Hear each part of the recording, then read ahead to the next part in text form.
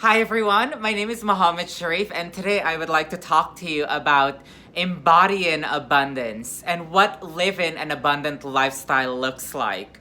You see, abundance, it's not just about the bottom line of your bank account. It's not about how much money you have in the bank. The world has so ruined our mindset and our perspective on abundance that whenever the topic comes up or whenever we talk about it, it's always surrounding money. Well, I am here to tell you today that this is the good news, that abundance, living an abundant life, it really is a holistic experience. It's an experience that includes your relationships, it's an experience that includes your spirituality, and it's an experience that includes your health. And today I'd like to share with you two of my daily practices that I have adopted in my own life that really, because I chose to adopt these practices in my life, and really I had to choose them. And it wasn't easy. It wasn't just like puppy dogs and butterflies. Choosing them, I had to tell myself that this is who I am. And these practices, one of them is affirmations. And affirmations, there's not a day that go by that I don't affirm myself for who I am. I don't wait for someone, and yes, I do have those people in my life that will speak life into me. Our words are powerful. They can either make us or they can break us. Our words possess death, but it also possess life. So the words that we tell ourselves about who we are will manifest in our surrounding. It will manifest in our life.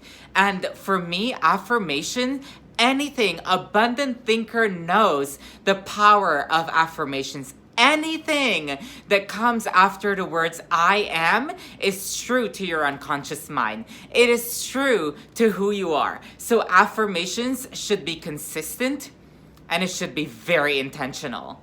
You know, someone just recently shared a story with me and the power of affirmations in her life and just adopting this practice in her daily life. She would get really triggered really quickly when someone would say something to her that doesn't align with her true destiny, or if someone is reflecting some sort of anger towards her, she would start, or if someone is projecting anger towards her, she would start reflecting, be in a mirror and reflecting that anger right back to that person.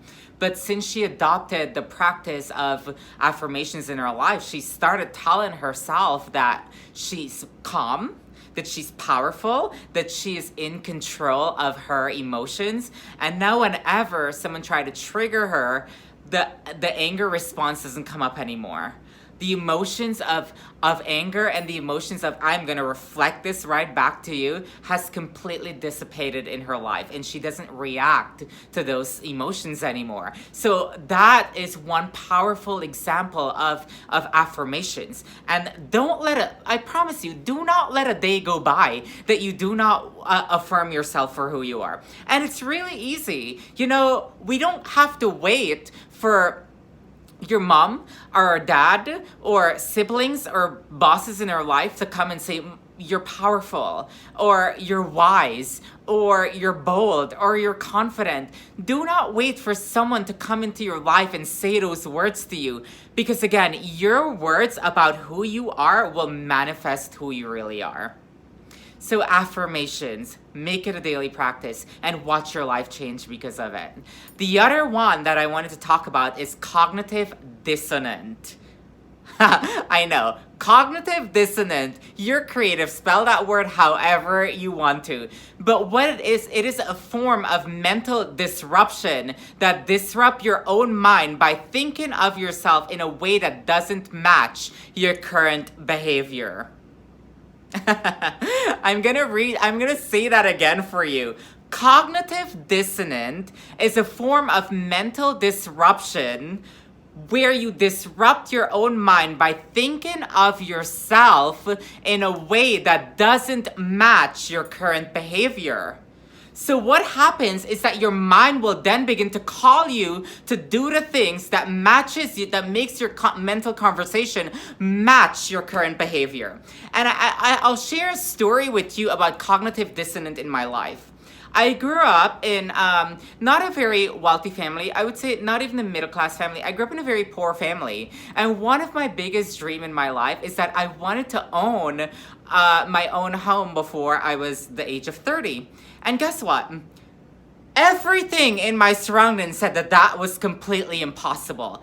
Everything in my life said that was not for me because I didn't have the finances to do it. But what I do know that I had is a mindset. And our life, I have to tell you, 80% of what our existence is the inner work. 80% is your thought life. How are you thinking of yourself? What are you thinking of yourself? And the other 20% is action. And 80%, if 80% is our thought life and the energy that lives and dwells on the inside of us, then guess what? The 20% just has no other choice but to match up to that 80%. So one of the things that I did, cognitive dissonance, every single day, my entire life, even though it was completely impossible, I made that vision of owning my own home a reality in my own head. And I attached emotions to it. I attached the emotions of excitement. I attached the emotions of, oh my gosh, I'm opening the door to my new home, and what does that feel like? The joy of dwelling in my own home. And guess what? At the age of 26, I was financially free to buy my own home. And at the age of 26, I owned my own home. So cognitive dissonance, that is a very powerful tool. And abundant people knows the power of cognitive dissonance. When you start envisioning yourself in such a way that doesn't match your current behavior has no other choice but to line up with that 80% of energy work that's happening on the inside, but to line up with your mindset, but to line up with the words that you speak over your life. So, I want to encourage you to make these practices daily in your own life. And if you would like to learn more about these practices, and if you would like to hear me talk about what an abundant life looks like, along with one of my best friends on the planet, Aaron Horton, we are hosting a Seek Factory event on February 13th in New York City. Yes, it is a Seek Factory event, and you can find all the details of this event on seekchurchnyc.com. And I encourage you to sign up. Sign up for this event, and I cannot wait to be with you, to share the same atmosphere with you, to share the same space with you, and to be along on this journey of transformation in your own life. I'm there to cheer you on, and you're there to cheer yourself on. You're amazing. Looking forward to seeing you on February 13th. Have a brilliant day, and we'll see each other soon. Bye for now.